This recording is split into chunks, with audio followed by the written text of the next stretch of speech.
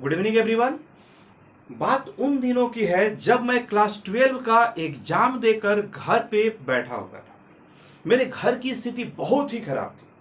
मेरे पापा को 3 महीने 4 महीने पे सैलरी मिलती थी क्योंकि कंपनी काफी लॉस में जा रही थी। इस कारण से वे लोग सैलरी में डिले करते थे और ऊपर से मेरे पापा की तबीयत खराब थी।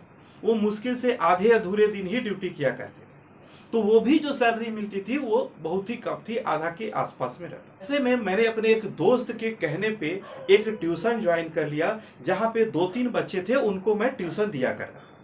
वीक में ऑल 7 डेज मैं उनको ट्यूशन पढ़ाया करता था, इंक्लूडिंग संडे। 1 से 1.5 घंटा मेरा टाइम होता था, मैं 1.5 घंटा पढ़ाता, उसके बाद चला। ऐसे करते करते करते करते 1 महीना समय गुजर गया। मेरे को लगा कि अब जो है मुझे पैसा मिलना चाहिए, क्योंकि उन लोगों ने पैसे से के लिए कोई डिस्कशन नहीं किया और मैं भी पैसे के लिए कोई डिस्कस नहीं कर पाया था। खैर, जो भी हो, 1 महीना गुजर गया, मुझे कोई पैसा नहीं मिला। 35 दिन, 40 दिन, 45 दिन, 50 दिन, जैसे जैसे दिन गुजरते गए, मेरे को लगा ये लोग पैसे देंगे नहीं देंगे, क्या करेंगे, कुछ क्लियर नहीं कर रहे हैं। फिर 2 महीना जाकर के हुआ तो वे लोग जो है वो मेरे को जो है के लिए केवल 200 रुपये थे।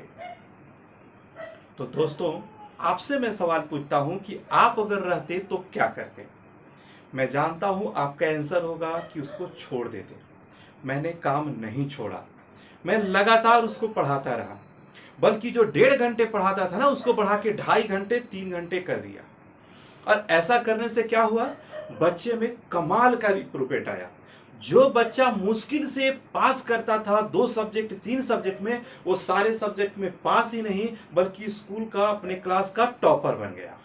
और ऐसे में मेरा लेवल इतना ऊपर हो गया कि वे लोग ना मुझे कभी पढ़ाने के लिए कह सके और ना ही मैंने कभी उनको फिर पढ़ाया।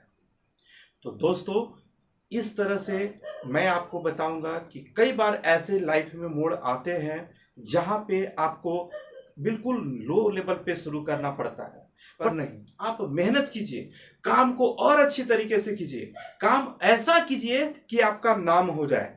काम करो कुछ ऐसा कि आपका नाम हो जाए, और नाम हो तो ऐसा कि अगला नाम सुनते ही आपका सारा काम हो जाए। तो फ्रेंड्स, उम्मीद है आपको मेरी एक स्टोरी अच्छी लगी होगी। Thank you all.